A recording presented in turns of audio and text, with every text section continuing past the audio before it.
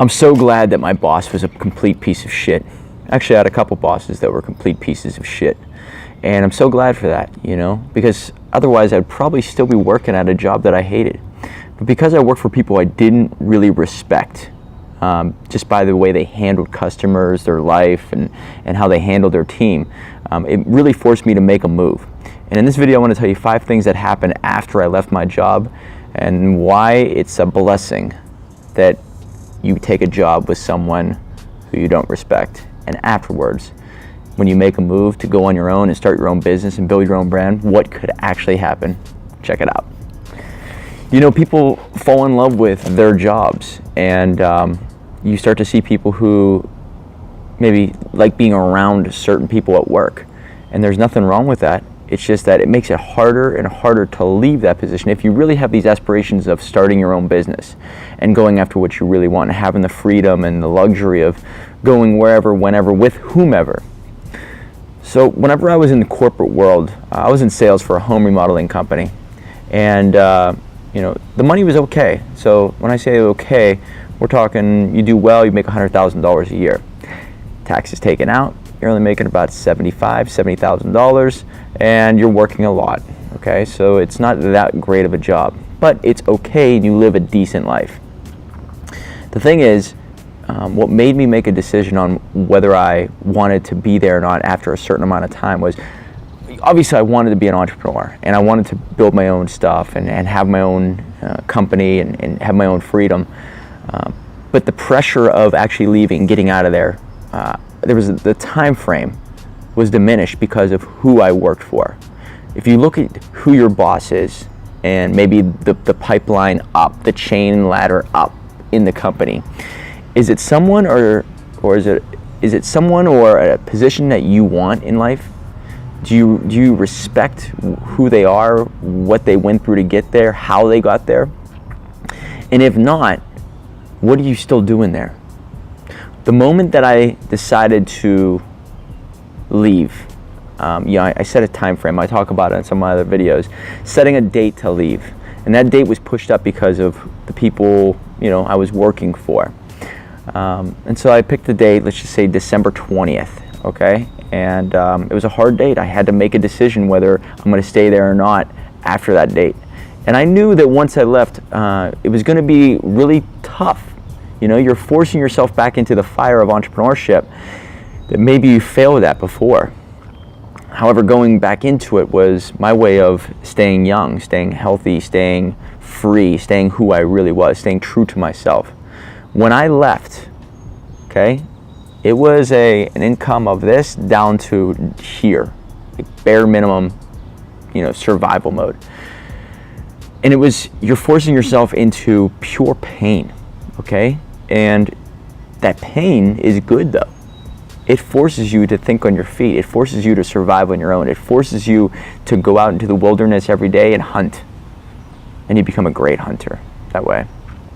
So the number one thing is that I learned from going out on my own because of that forced timeline, being forced up a little bit further than it really should have been, was based off of my surroundings. I looked at my surroundings, where I was heading, who I was with, who I was turning out to be, and I knew I couldn't do that. I had to make a move somewhere and do something. Number one, I found out that I'm an excellent hunter when forced. I had to put myself in a position to hunt. People don't want to just go out into the wilderness, into the cold, into the dark, if they don't have to. I found out that I'm really good at hunting when I force myself to do so. So make sure when you wake up in the morning, you're forcing yourself to get out there or putting yourself in a position to become a great hunter. Number 2, I'm putting out my 3rd book, July 4th here, 2018. I've been on my own for approximately 2.5, 3 years with this business, no other stuff going on. And it never would have happened unless I had that forced timeline of getting out of that job. So thank God I did not, respect these people I was working with as much. Thank God these people were scum, because I might have stuck around and hung out with them and become one of them. But thank God I made a decision, because now I have my third book coming out. The brand promotion's increasing, brand awareness, the story's getting out there. It's fascinating what happens when you are forced to win. You have to force yourself to win, force yourself to write, force yourself to get around the right people. Excuse me. So that was a big thing, okay? The other piece of it all is being around the right people changed my perspective on a lot of things. So, you know, sales, marketing, if I was on this one-track mind being around these other people, they all think a different way. What happened was I became someone else, someone stronger, someone better by getting away from those people. And I started surrounding myself with go-getters, like-minded entrepreneurs, people who are thinking big, thinking differently, and people who I really, really aspired to be like.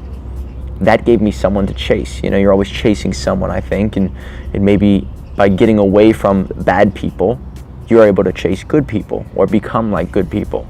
So I found out that I was really molding myself in a way that I respected myself. Number 4, I look at myself in pictures when I was working at those jobs, and I just hated who I saw. I even hate who I see right now whenever it comes to looking back at those pictures. I can look in my eyes, and I can look at my skin tone, I can look at how I stand, at my posture, you know, how much I hated my life. And I'm able to see a difference from then and now. When I look at pictures now, I'm always thinking, man, I look really happy. I got to figure out how to, you know, keep this alive. I'm thankful that I'm in this position. I'm able to keep going. I'm able to surround myself with great people. I'm able to attract great people in my life. And all that comes down to is, you know, body image, you know, your brand image, what you're doing, who you're working with, who your team is. You're able to attract the right people, and you're able to look at yourself and say, man, I'm so happy here and I wasn't here. And seeing that difference means a lot to me. You know, it shows you're on the right trajectory. So if you look back at like college pictures and you think you're happier then than you are now, something's got to change. So it's great to see a moment in time now and then even back before your job or whatever, and just see if you're happier. And number 5, my income level. I used to think I was making a really great living at that corporate job, and obviously now I'm making more than that. I never would have done that. I never would have put myself out there if it wasn't for, you know, what my people, you know, the people I was working for, how they were treating people. So it's great that they did that, because I was able to take notice and say, listen, I don't want to do this anymore. Even though the income's great, it's not good enough. I went out on my own, built a 6-figure business from the ground up, from $0. And now we're able to help thousands of people all over the United States and all over the world, whether it's writing a book or growing their brand, building it from the ground up also through Started From Zero. And it's fascinating to see how it all came to be. And it took years. It did take years. I've been an entrepreneur for 10 years. But I've always had these like side gigs, and I had that business obviously, and I was working for that company. And that was taking up way too much of my time. Yesterday I did a video, I don't know if you guys saw it, how I talk about how people at the gym feel like shit if they miss a day. Well, I was missing a day every day for a long time working for that company. If it wasn't for working for those people, I don't know if I would have forced myself as fast. You know, you have all these people around you telling you, man, you got a good job. You're able to take your girlfriend out to dinner and not have to worry. You can worry about the electric bill. You don't have to worry about the mortgage. Everything's going well. Yeah, but happiness is something that you can't, there's no price to it.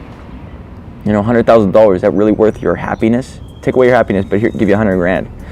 No. You know, it's a blessing that if you hate your job, make a move. It's a blessing if you're with a company that you don't like being around those people or the people you work for. Make a move.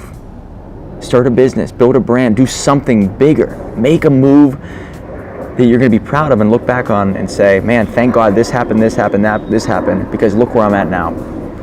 So those are the 5 things that I learned, what happened to me after I left my job. So I recommend to you, force yourself to be a hunter. Get into position to win. Make yourself win every day. And over time, a lot of good things will happen. My name is Mike Fallat. I built a six-figure business from the ground up, and I started from zero. I'd love to hear your story.